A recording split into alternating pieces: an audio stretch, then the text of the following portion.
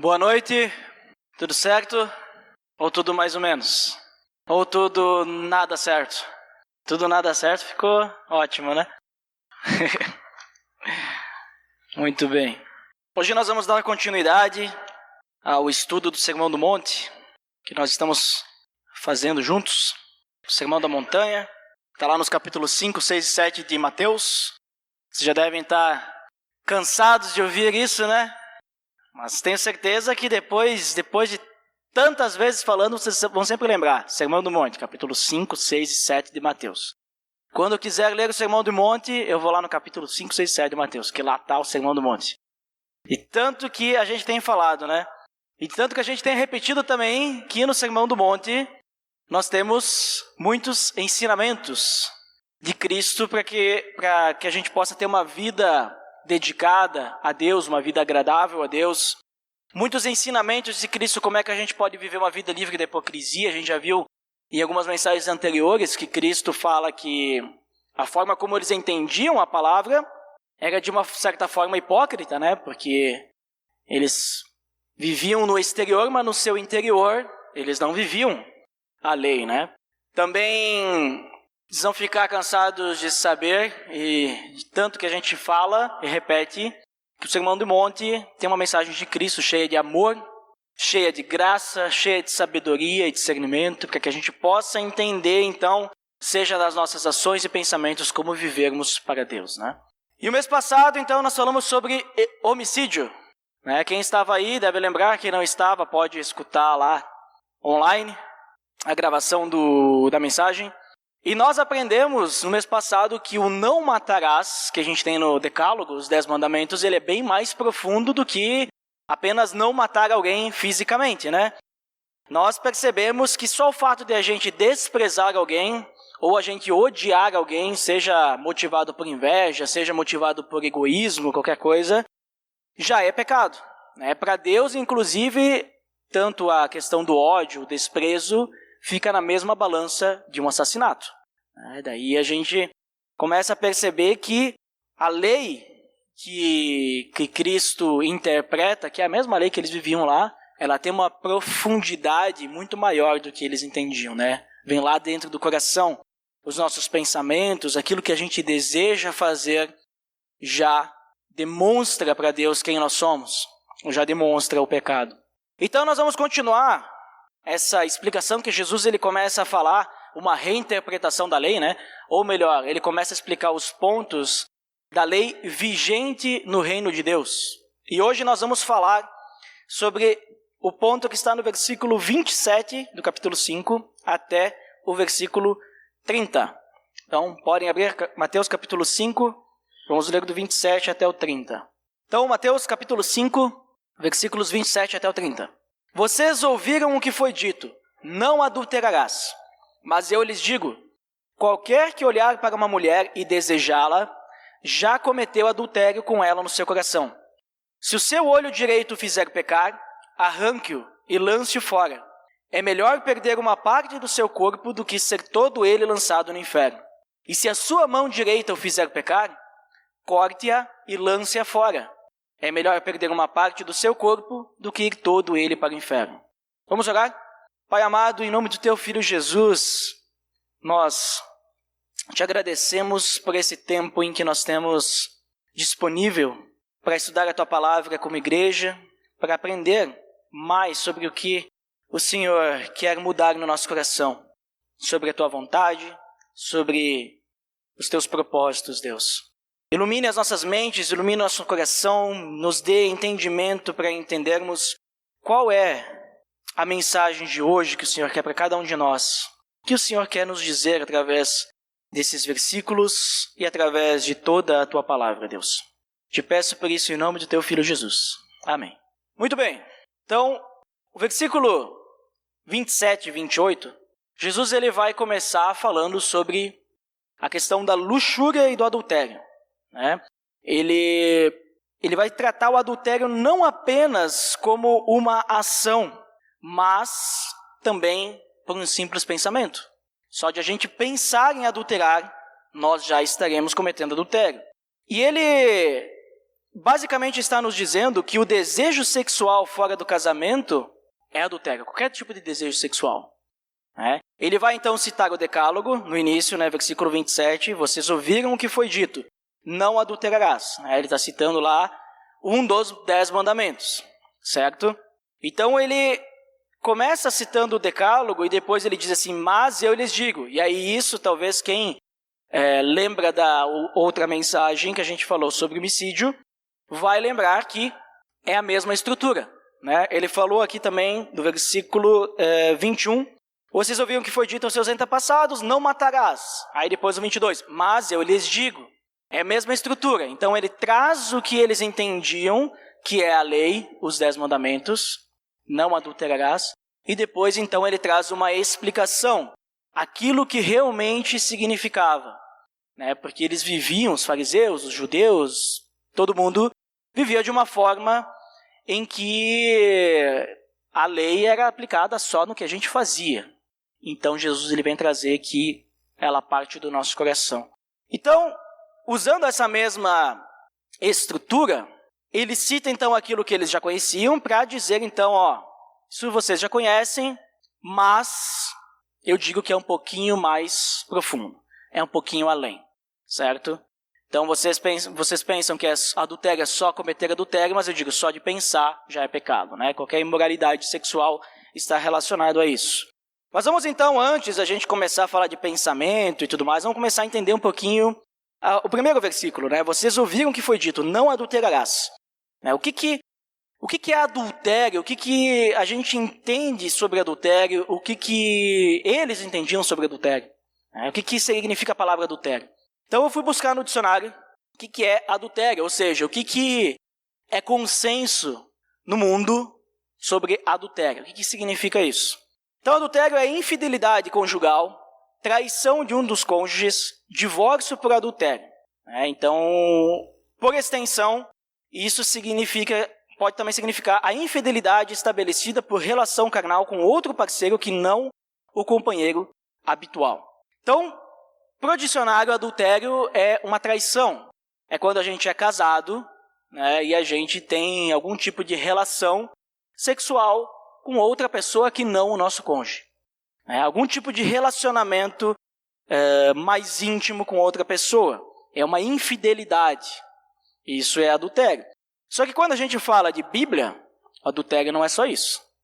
E isso eu estou falando dos 10 mandamentos. Não é simplesmente isso. Quando a gente fala de Bíblia, a gente primeiro tem que entender o que é o casamento. E o casamento é a união de duas pessoas. E Deus, quando Ele criou o casamento, Ele criou para que tanto homem quanto mulher se tornasse um só. Então eles estão casados. E quando a gente fala de relações sexuais, ou digamos assim, de qualquer intimidade maior entre duas pessoas, no caso, vamos falar apenas do sexo, ele foi criado para o casamento. Deus, quando criou o sexo, ele criou o sexo para o casamento. Então, só há espaço para relações sexuais dentro do casamento. Não há espaço fora do casamento. Não existe isso perante Deus. Qualquer ato sexual fora do casamento, então, isso antes ainda, nos 10 mandamentos, já é adultério. Qualquer ato. Qualquer relação sexual fora do casamento é adultério. E isso vai servir para um casal de namorados ou noivos que tem relações sexuais antes do seu casamento, mesmo que eles vão casar. Porque às vezes o pessoal pensa assim, mas eu vou casar mesmo. Não, mas a gente está marcada a data do casamento. Só existe sexo dentro do casamento. Isso então vai servir para essa questão, sexo antes do casamento, um sexo extraconjugal, ou seja, eu sou casado e eu tenho relações sexuais com uma pessoa que não é minha esposa, então é adultério também. E quando eu falei sexo antes do casamento, não é só para namorado, mas qualquer relação, a gente sair e não conhece ninguém, ou melhor, conhece uma pessoa e tem relações sexuais com ela e depois nunca mais vê essa pessoa, isso é adultério. Por mais que eu não esteja casado, só de ter relações com alguém, sem estar casado, é adultério. E também aqui a gente pode colocar até mesmo a questão da masturbação, porque é um sexo fora do casamento. Se o sexo foi criado para que seja entre homem e mulher, mulher e homem, Então, se eu tiver um sexo individual, também é adultério. Isso eles já entendiam. Isso eles já sabiam. Só que qual que era o problema? Eles sabiam que eles não podiam, então, trair suas esposas, eles sabiam que eles tinham que se guardar, esperar até o momento do casamento, mas na cabeça deles, na mente deles, eles tinham desejos carnais, desejos pecaminosos. Por isso que então Jesus ele diz que o desejo de ter relações sexuais com alguém que não é o seu cônjuge é adultério. Ele diz, qualquer que olhar para uma mulher e desejá-la, já cometeu adultério com ela no seu coração. Qualquer pessoa que tiver um desejo sexual que não é o seu cônjuge, é adultério. Então, e isso vai valer também para antes do casamento, se eu não sou casado. Se a pessoa não é minha esposa, só de eu pensar é adultério. Jesus é quem está falando isso. E essa palavra, usada por desejo, ou talvez algumas versões, vocês vão encontrar cobiça, né? E cobiçá-la, desejá-la. Essa palavra, ela está relacionada com luxúria. E ela não é um simples desejo. Não é, digamos assim, eu olhei uma pessoa famosa, uma modelo, olha, essa modelo ela é bonita. Por isso, inclusive, que ela está trabalhando como modelo, né? Porque é o padrão da sociedade de beleza. Não é isso a gente olhar assim, essa pessoa está dentro do padrão, ou seja, essa pessoa é bonita. Não é isso. É desejar. É olhar para uma modelo, sei lá, né, já que eu estou usando o exemplo de modelo, e eu desejá-la para mim. Né, e eu começar a ver lá, sei lá, a pessoa lá na revista de moda, né, um vestido. Agora a gente está falando bastante de casamento, então pensa ali uma revista de noivas, aí o marido vai olhar a revista das noivas, ele olha lá, tem as modelos. Né? Olha, essa modelo aqui combinou o vestido com ela, ok. Mas agora eu vou desejar, nossa, essa podia ser minha noiva. Né? Olha só, podia estar eu casando com ela. Né? Então a gente começa a ter um desejo maior, e isso é luxúria. A luxúria, ela não é um simples desejo, mas é um desejo ardente. É algo a mais, é quando a gente deseja ter posse, a gente quer para nós. A gente quer ter, digamos assim, posse mesmo, né? A gente quer ter, assim, relações com essa pessoa e tudo mais, né? Jesus, então, ele enfatiza que se um ato ele for errado na prática, o pensamento desse ato também é errado, também é pecado. É isso que ele está nos trazendo aqui. Né? Por que ele fala assim que só o fato de a gente pensar em praticar aquele ato já é pecado? Só a gente pensar. Porque na nossa cabeça o pecado já está acontecendo. Ele só não se concretizou. E muitas vezes ele só não se concretizou porque a gente teme as consequências aqui na Terra. Né? Que nem eu falei na questão do homicídio. A gente odeia algumas pessoas e a gente só não vai lá e mata aquela pessoa porque se alguém descobrir, a gente vai ser preso. Mas se ninguém soubesse disso, aí eu ia matar mesmo. Né? Entendeu? Na nossa cabeça a gente já está matando. E na nossa cabeça a gente já está cometendo adultério. Na nossa cabeça, nós já estamos fantasiando que estamos deitando com aquela pessoa. Na nossa cabeça, nós já estamos fantasiando aquela pessoa vivendo conosco, tendo relações. Mas a gente só não faz, porque, nossa, se eu cometer isso, vai ser adultério, né? Minha esposa vai se separar de mim e tudo mais. Era assim que os fariseus pensavam. E é assim que muitas vezes nós pensamos, olhar não tira pedaço, né? Mas para Jesus tira. Né? Olhar, a gente desejar, a gente está desejando algo do próximo. Né? Não cobicem a mulher do próximo, não cobicem as coisas do próximo. Então não desejem a mulher dos outros, mesmo que essa pessoa seja solteira. Né? Ela não é tua para ser desejada de forma sexual. E é importante a gente sempre lembrar que Jesus aqui ele não está condenando o interesse natural pelo sexo oposto. Tá? Jesus ele não está condenando o desejo sexual natural que nós temos pela nossa esposa no relacionamento conjugal. Ele não está condenando o sexo, que às vezes as pessoas podem pensar que o sexo é uma coisa ruim. Mas não, Deus criou o sexo para o casamento. E é uma coisa boa, mas para o casamento, para o casal, não fora do casamento. O que ele está condenando é o preenchimento deliberado e repetido da nossa mente com fantasias cujas as realizações elas seriam pecaminosas. Ele está condenando isso. Coisas que a gente vai realizar e não agradam a Deus. Se a gente começar a ter uma mente assim, a gente está cometendo adultério. Então, ser fiel ao seu cônjuge com o seu corpo, mas não ser fiel com a sua mente, é quebrar uma confiança que é vital para um casamento forte. Porque imagina só um marido ou uma esposa, quando vão sair juntos, ele nunca sabe o que o outro está pensando. Porque às vezes o marido ou a esposa está junto ali com o outro, mas está olhando todas as outras pessoas que estão no ambiente e desejando aquelas pessoas, ou alguma pessoa em específico. E aí começa a quebrar confiança.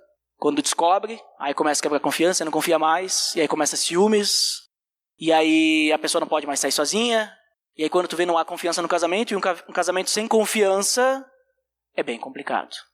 Então, é muito complicado essa questão, porque uma vez que a pessoa está adulterando em pensamento para cometer o ato, é 2 toques.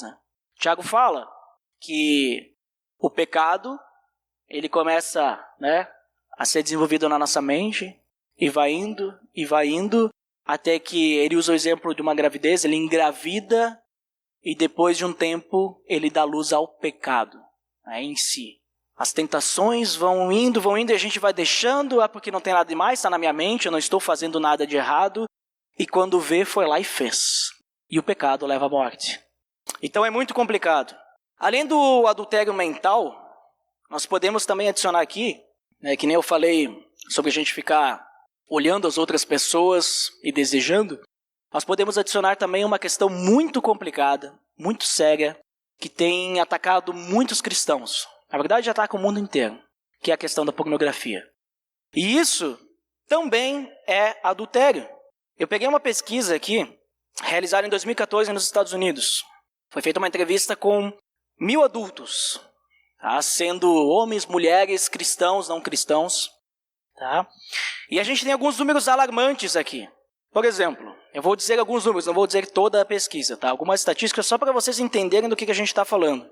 97% das pessoas que responderam essa pesquisa já viram pornografia. 78% viram antes dos 16 anos de idade. 64% dos homens olham pornografia pelo menos uma vez por mês. Para os cristãos dessa pesquisa, o número vai para 54%. E para as pessoas que são casadas dessa pesquisa, que a gente pensa às vezes, o casado, ele não vai olhar pornografia, 55%. 37% das pessoas assistem pornografia várias vezes por semana. 35% traíram sua esposa ou seu marido. E sendo que desses que traíram, da parte dos cristãos, 31% traíram sua esposa ou seu marido. 28% das pessoas consumiram pornografia, viram pela primeira vez antes dos 12 anos. 26% apagam o histórico do navegador para esconder o uso de pornografia. Porque tem vergonha, provavelmente. Assiste e depois vai lá e esconde para que ninguém saiba. Sendo que do público cristão, da pesquisa, 25% também faz. Basicamente igual a todo mundo. Ou seja, a pornografia é um problema que atinge todo mundo. Todas as pessoas.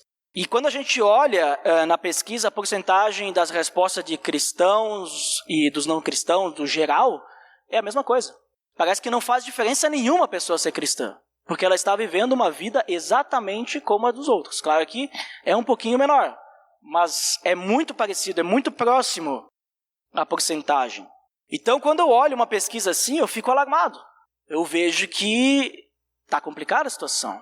E se talvez você não ficou alarmado, deixa eu falar algumas questões específicas de cristãos nessa pesquisa, 3% dos homens cristãos da pesquisa alegam nunca ter visto pornografia. Ou seja, se nós pegar aqui, não sei quantas pessoas que a gente está aqui, sabe, Paulinho, tu contou? Ninguém contou. Vamos dizer que a gente esteja em 100 pessoas aqui, só 3, 100 homens, que aqui é homens, só 3 não teriam visto pornografia, de 100 homens aqui. Nunca teriam visto. Então é algo que, mesmo muitas vezes que a gente não queira, vem até nós. 64% dos homens cristãos admitem ver pelo menos uma vez por mês. E 36% dos homens cristãos veem diariamente. Cristãos. E a gente está falando de uma pesquisa que foi realizada em 2014, nos Estados Unidos. E a gente começa a pensar como é que será que está a situação aqui conosco hoje. Então eu fui atrás. Eu achei uma pesquisa de consumo de pornografia, hábitos no consumo de pornografia, é o nome da pesquisa, vocês podem pesquisar também sobre isso. Foi realizada em 2017 no Brasil e teve 400 respostas. Essa daí, nós já temos uma diferenciação dos cristãos protestantes para os cristãos pentecostais e pessoas que são de outras religiões. Tá? Eu vou falar só dos protestantes. Então, das respostas dos protestantes, 67% veem pornografia pelo menos uma vez por mês. Isso aqui no Brasil. Sendo que 20% dos cristãos protestantes do Brasil veem pornografia diariamente. Se a gente começar a comparar, a gente vê aqui no Brasil mais pornografia que os cristãos dos Estados Unidos. Só para vocês terem uma ideia. E o maior motivo para consumir pornografia dos protestantes aqui do Brasil é prazer. 32% consomem por prazer. Querem buscar prazer. Né? Eu acho que os cristãos estão buscando prazer na coisa errada. Porque o Salmo 1 diz que o feliz é aquele que busca antes de tudo o prazer na lei do Senhor. E na lei do Senhor ele medita dia e noite. Parece que em vez de buscar na lei do Senhor, as pessoas estão buscando na pornografia o prazer. E o pior é que muitas vezes as pessoas são casadas e estão buscando isso. Né? Um extraconjugal. Porque pornografia é extraconjugal. É adultério. O maior sentimento que as pessoas cristãs protestantes do Brasil têm após ver pornografia é culpa. 40%. Provavelmente porque sabem que estão fazendo a coisa errada. Pornografia é extremamente prejudicial. É extremamente prejudicial para cristão, para não cristão, para todo mundo. Tá? Porque ela, além de ser um pecado que nos afasta de Deus, ela deturpa o sexo, ela cria uma falsa realidade do sexo. Depois, essa falsa realidade ela se transforma numa necessidade dentro do casamento. Né? Se vocês começam a pesquisar, porque é muita gente que tem problema com isso, com vício, inclusive, em pornografia. E se vocês começarem a pesquisar na internet sobre sites cristãos que falam sobre isso, vocês vão ver assim, o quanto tem de gente que precisa e busca ajuda. E quais são as causas, as coisas ruins que causa numa pessoa isso, né? Porque ela vai transformando, ela modifica a nossa mente, ela transforma o nosso pensamento. Nós vamos se acostumando com isso. Ela é extremamente viciante. As pessoas chegam a comparar. Eu não cheguei a pesquisar a fundo sobre isso, mas eu vi várias matérias sobre isso que eles comparam a pornografia com cocaína. Por causa que o que ela libera no nosso corpo é o mesmo sentimento, não é sentimento a palavra, mas é a mesma química de prazer que a cocaína libera. Né? A pornografia não tem a química da cocaína. Mas eu digo que ela faz no nosso corpo, que é liberar aquela sensação de prazer, é a mesma. Então, olha só a situação, né? Então, a pornografia é praticamente uma droga. E ela tem muita coisa ruim, tá? Depois que a pessoa ela se liberta do vício, ela tem que se recuperar daquilo. Porque a mente dela ela já está totalmente destruída. Eu vou citar aqui, dessa segunda pesquisa brasileira, uma frase que eu li lá, no documento, que diz assim, quem consome conteúdo pornográfico está sujeito a danos psicológicos e fisiológicos diversos, distúrbios cerebrais como a hipofrontalidade e a dessensibilização, e danos relacionais como o aumento da probabilidade que seu casamento termine com um divórcio. A pessoa ela começa a ficar sozinha, ela começa a ter dificuldade de se relacionar com outras pessoas, com seu cônjuge, com pessoas do sexo oposto. Ela acha que aquilo que ela está vendo lá é a realidade. Você pode dizer, mas eu não penso assim. Não é bem assim. Tá? É que nem a pessoa que é viciada em alguma droga. Ela acha que ela não é viciada, que ela paga quando quiser. Mas ela é. Tá? Então, é a mesma coisa na questão da pornografia. Nós temos que tomar muito cuidado. Isso que a gente está só falando da gente. Né? A gente está só falando das pessoas que consomem. Porque quem vê influencia um ramo de negócio que é extremamente prejudicial para o ser humano, com exploração, escravidão. Vocês não têm noção. Se você começar a pesquisar sobre isso, vocês não têm noção o que as pessoas fazem. Tráfico de pessoas. E é tudo por trás. E quando você está abrindo seu celular, naquele grupo de WhatsApp que deveria ter saído, e tu recebe um videozinho e tu consome isso, tu está influenciando. Mas não estou pagando nada. Mas tu está influenciando, está propagando, está vendo. Quando tu conhece alguém que de repente, sei lá, tem muitos desses casos, né, que acontecem aí no mundo afora, do casal se separa e depois eles liberam na internet para os outros aqueles vídeos caseiros, né? E aí tu vai lá e tu assiste e ainda compartilha depois, tu tá ajudando a destruir a vida daquelas pessoas ali que estão no vídeo. Porque eu não sei se vocês sabem, tem gente que se mata por causa disso, porque divulgam isso. Não sei nem por que gravaram, né? Mas cada um tem a sua questão. Dentro de 4 paredes, o casal que se entenda, né? Mas no momento que saiu, tu tá consumindo, tu tá ajudando, tu tá influenciando.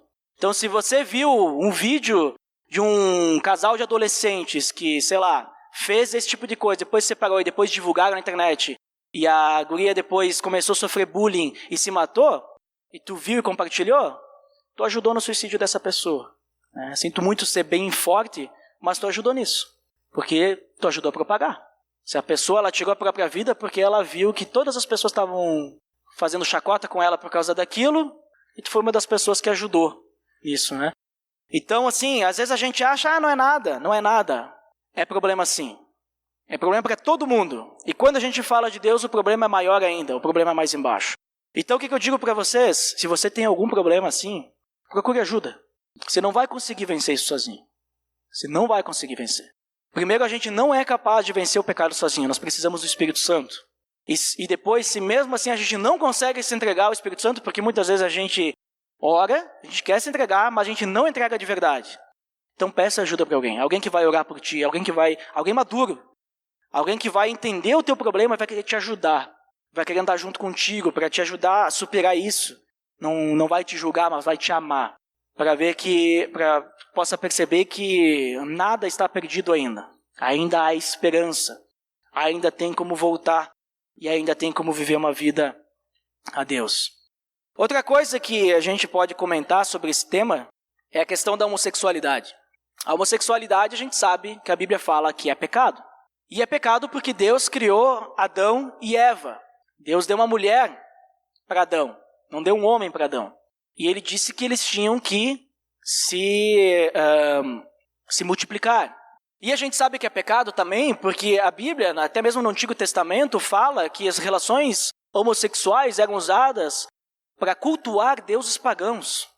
Quando, se não me engano, foi Ló que recebeu os anjos em sua casa, e os homens de Sodoma e Gomorra lá na cidade, lá, eles queriam pegar aqueles anjos e ter relações sexuais com eles. Já existia e era pecado. Quando Paulo fala, se eu não me engano, em Romanos capítulo 2 ou 3, ele fala que as depravações dos desejos sexuais pelo mesmo sexo, isso tudo Deus abomina, está falando sobre homossexualidade. Mas falando da questão de adultério, quando Deus criou o casamento, ele criou para o homem e mulher, e não há exceção. Deus ele não disse assim, em algumas situações podem casar homem com homem e mulher com mulher. Deus não deu essa exceção, é homem e mulher e pronto. Não estamos dizendo que as pessoas não vai existir pessoas com desejos homossexuais, não estou dizendo isso. Eu estou dizendo que o casamento foi feito para homem e mulher. E se perante Deus não há casamento, então, em pessoas do mesmo sexo, qualquer relação sexual que for homossexual, obrigatoriamente vai ter que ser fora do casamento, certo? Porque nenhuma igreja séria vai casar 2 homens ou 2 mulheres. Então vai ser fora do casamento. E se é fora do casamento é o quê? Adultério. Mas não é só isso, como a gente viu a questão da luxúria, só o desejo fora do casamento também é pecado. Então, o homossexual que desejar outro homem, mesmo que ele não vá fazer nada, é adultério, é pecado. Então, nisso eu já começo a comentar com vocês, até por uma questão de reflexão, que muitas vezes, e eu entendo até o cristão, o homossexual que se converte e ele quer se manter fiel, e aquilo fica chamando ele, né? Mas o pecado do homossexual que se converte e quer se manter fiel é o mesmo do homem casado que tem que evitar olhar para as outras mulheres com um desejo sexual. É o mesmo. O homossexual que tem que se manter fiel a Deus e que se converteu e aquilo está dentro dele e ele não consegue e ele precisa dia a dia batalhar, ele vai ter que lutar pela mesma questão de que um homem adúltero que tem esse pecado tem que dia a dia lutar contra os pensamentos pecaminosos que ele tem, as fantasias sexuais que ele tem com outras pessoas. Ele vai ter a mesma luta, porque o pecado é o mesmo. O pecado é o adultério. Alimentar esse desejo sexual de uma forma pecaminosa. Então os dois vão ser tentados, os dois vão precisar refrear esses desejos da carne, né? Então quando Jesus ele fala de adultério, então ele demonstra que o pecado ele não está apenas nas relações sexuais. Só para a gente relembrar. Não é só na relação sexual fora do casamento, mas uma relação individual e também buscar prazeres sexuais e desejos fantasiosos fora do casamento. A gente ficar pensando, desejando de uma forma assim, eu quero para mim, eu quero começar a fantasiar relações sexuais com outras pessoas, também é adultério. Tudo isso é imoralidade sexual. E quando a gente fala de imoralidade sexual, a Bíblia tem vários textos falando sobre isso. Paulo fala sobre isso, dizendo que nós somos o templo do Espírito Santo. E mais que isso, Apocalipse capítulo 22, versículo 15, vai dizer que os que praticam imoralidade sexual ficarão de fora do reino dos céus. Fala que tem vários pecados ali, pecadores que vão ficar de fora, mas os que praticam imoralidade sexual ficarão de fora. Então, a gente precisa começar a levar a sério isso. Se nós não levamos a sério, se nós achamos, tudo bem, porque ninguém sabe, porque é um pecado, digamos assim, é oculto, né? É na minha cabeça. A gente tem que sempre lembrar que Deus está vendo, Deus está sabendo. Deus está olhando para nós.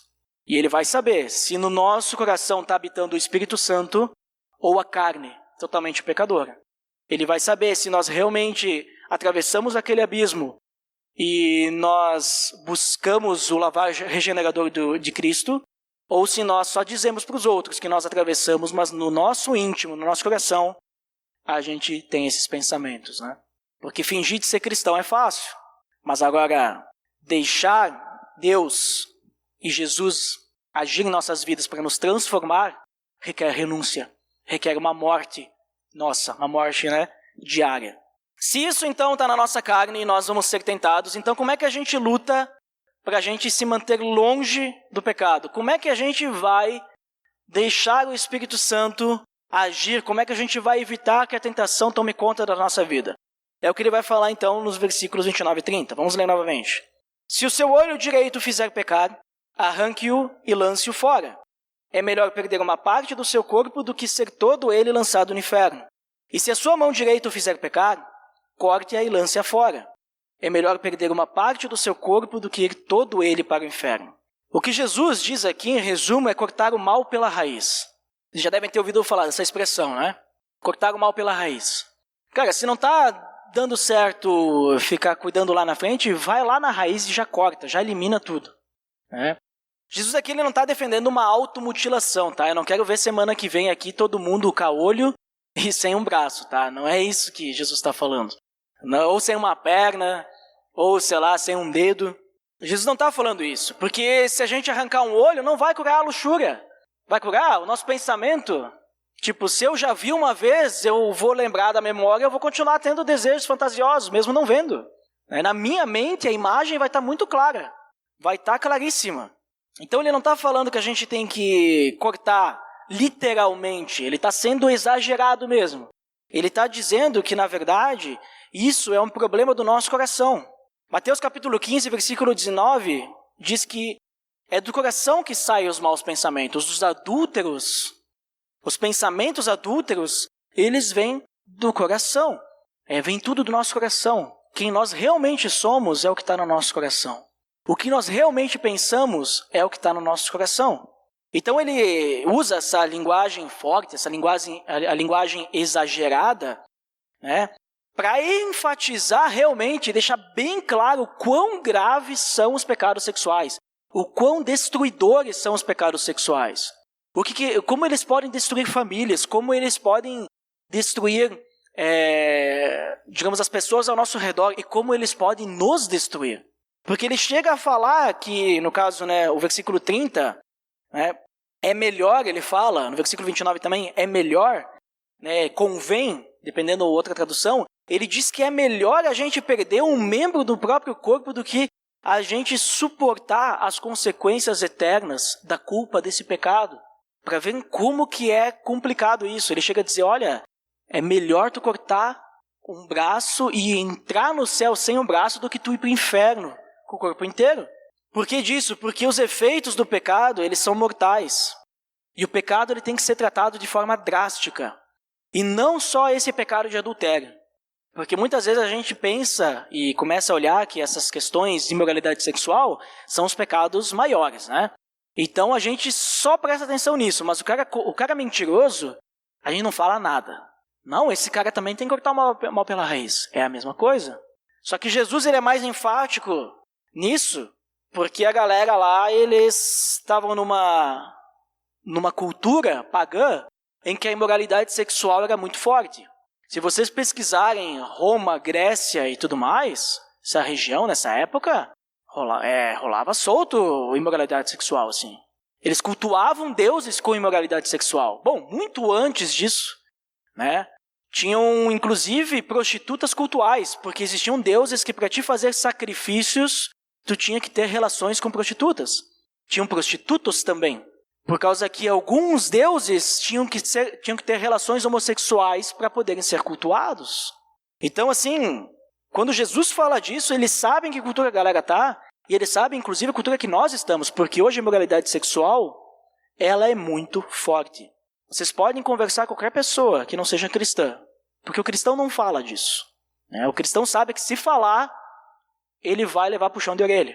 Mas pode olhar para qualquer pessoa, conversar com essas pessoas, vocês vão ver o quão imorais que as pessoas são. Eu vou para a academia e normalmente eu tomo banho na academia. E quando eu vou tomar banho na academia, sempre tem outras pessoas que vão lá também, né? Sempre pessoas diferentes. E quando tu tá num ambiente que as pessoas estão conversando, é impossível tu não escutar o que as pessoas estão conversando.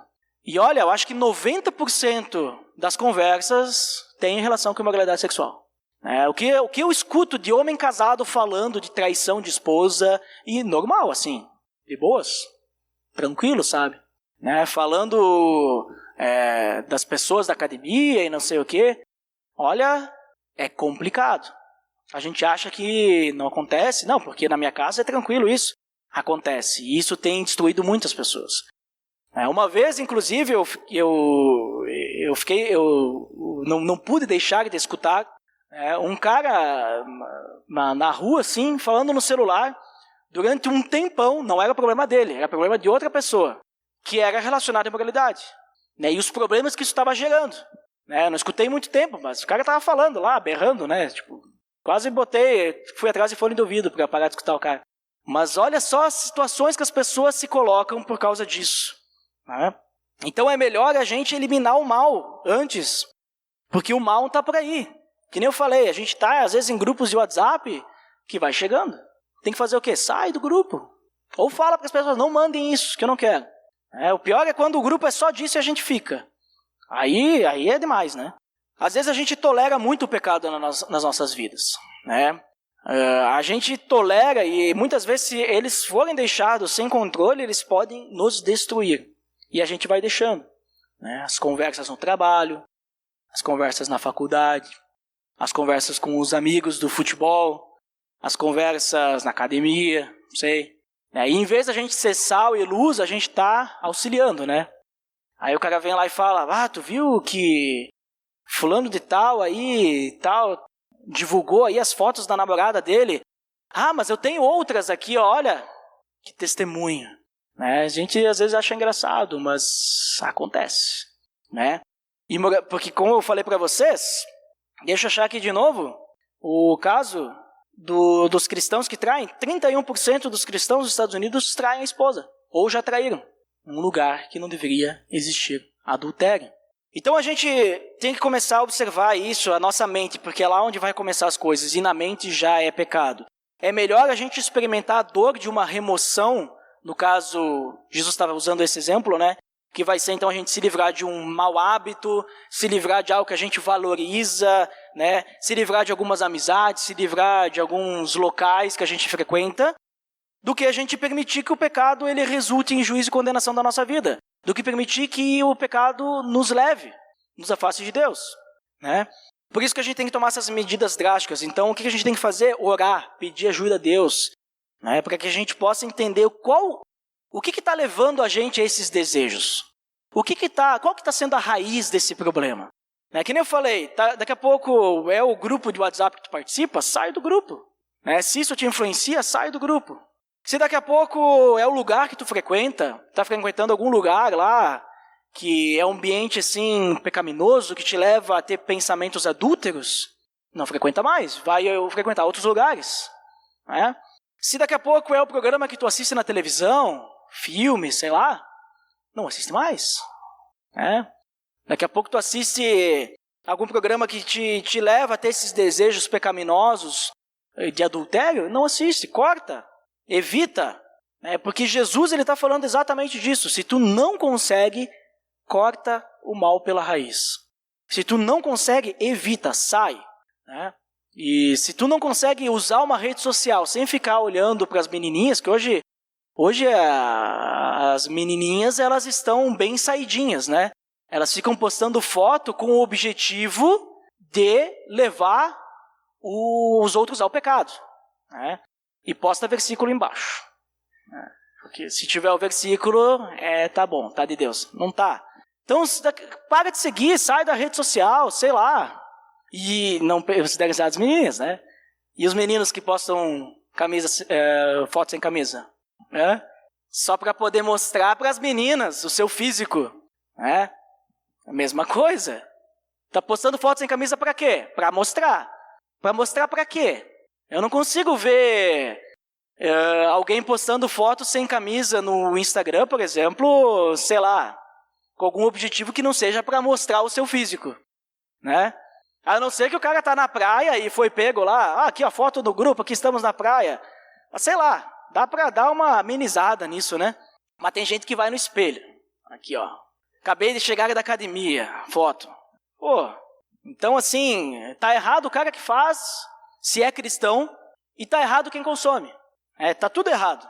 Então evita essas coisas, Abandone essas coisas, abandone aquilo que te afasta de Deus. Abandone tudo.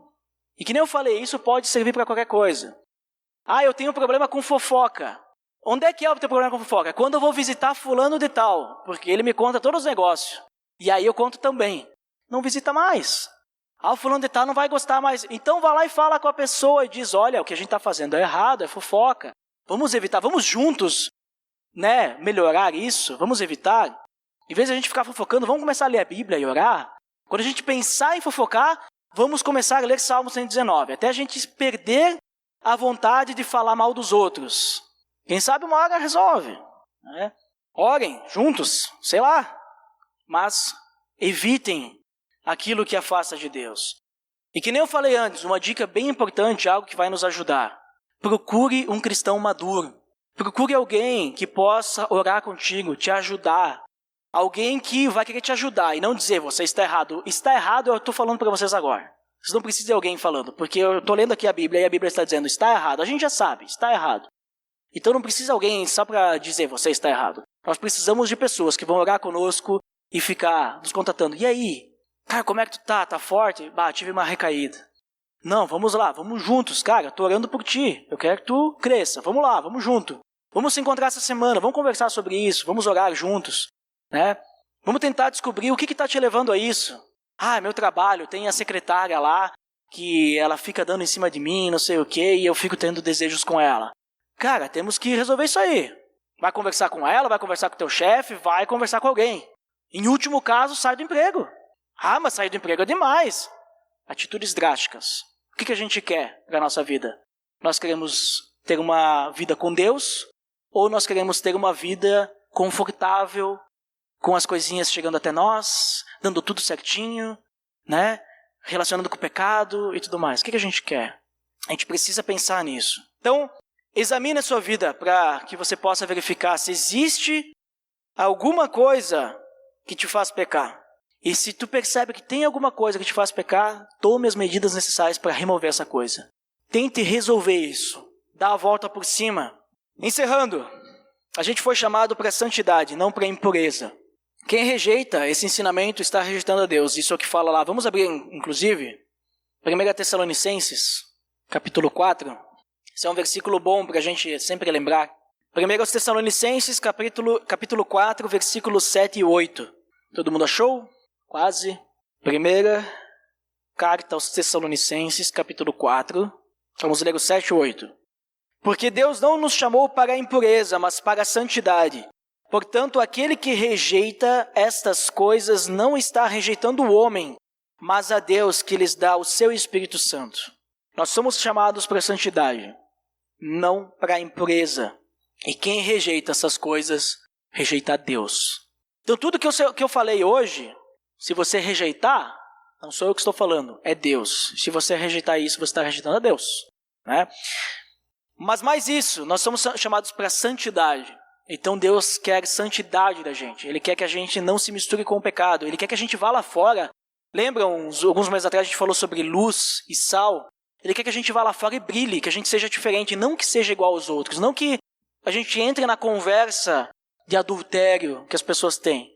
Mas que se perguntarem para nós, a gente vai dizer: ah, e tu não viu lá fulano de tal, lá, não sei o quê. Não, eu não fico olhando essas coisas, né? Porque cada um, né? Daqui a pouco tu pode sofrer algum tipo de perseguição, ser chacotado, mas daqui a pouco a pessoa pode perguntar: tá, mas o que tu tem? Tua religião não te permite? Não é que a minha religião não permite, é que eu sou cristão e o meu caráter diz que se eu desejar a mulher do próximo é adultério. Capaz de perder o amigo ou evangelizar alguém, né? Ou capaz de dar risada de ti e vão perceber que contigo não vai dar para falar sobre isso, né? Quem sabe muda de assunto. Então a gente foi chamado para a santidade. Provérbios capítulo 6, esse a gente não vai ler. Versículos 27 a 33, se vocês quiserem anotar, ele fala sobre adultério também. Mas eu acho interessante que nesses versículos tem uma pergunta. Pode alguém colocar fogo no peito sem queimar a roupa? Falando sobre adultério. Eu posso me relacionar com outra mulher sem carregar algo daquela mulher? Sem levar sujeira para mim? Eu posso me relacionar com o pecado sem que eu me suje? É que nem fazer churrasco. Tu vai mexer no carvão, tu vai se sujar.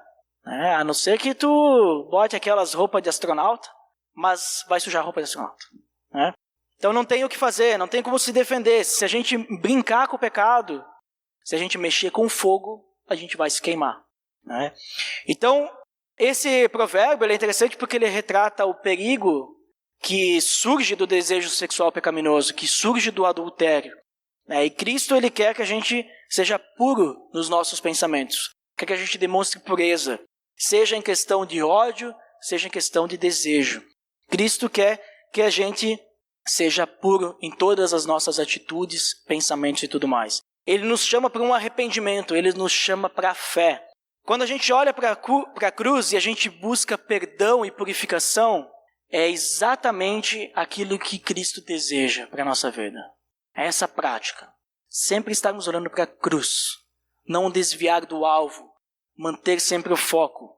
A nossa oração tem que ser o que diz no Salmo 51, versículo 10. Cria em mim, Senhor, um coração puro e renova dentro de mim um espírito estável. Essa tem que ser a nossa oração. Vamos orar então? Senhor Deus, em nome do Teu Filho Jesus, eu te agradeço porque através da Tua palavra nós podemos aprender mais e mais e saber como crescermos em maturidade para sermos cada vez mais semelhantes a Cristo. Deus, nós sabemos que o nosso coração é pecaminoso. Nós sabemos que a imoralidade sexual é algo extremamente forte nos nossos corações, na nossa cultura que a gente vive, na sociedade que a gente também vive. E isso é muito difícil largar porque está arraigado no nosso coração muitas vezes. Mas nós temos que alicerçar o Teu amor no nosso coração e arrancar isso fora. Por isso, Senhor, como a gente comentou do Salmo, Senhor, cria em nós um coração puro. Cria em nós um coração puro e renova dentro de nós um espírito estável, Senhor. Renova, Senhor, dentro dos nossos corações esse espírito para que nós consigamos viver uma vida agradável e dedicada a Ti, Senhor. Para que a gente possa se manter puro, que a gente busca sempre o crescimento em santidade. Senhor, nós Te pedimos por isso nessa noite, porque nós precisamos de Ti. E nos ajude também a que a gente tenha esse amor ao próximo, que a gente tenha amor uns aos outros, para nos auxiliarmos nessas dificuldades. Podermos andar juntos e crescermos juntos, Deus, para que isso não seja mais uma realidade nos nossos corações. Que estejamos longe de qualquer tipo de moralidade seja no pensamento, seja em ação. Em nome de Jesus que eu oro. Amém.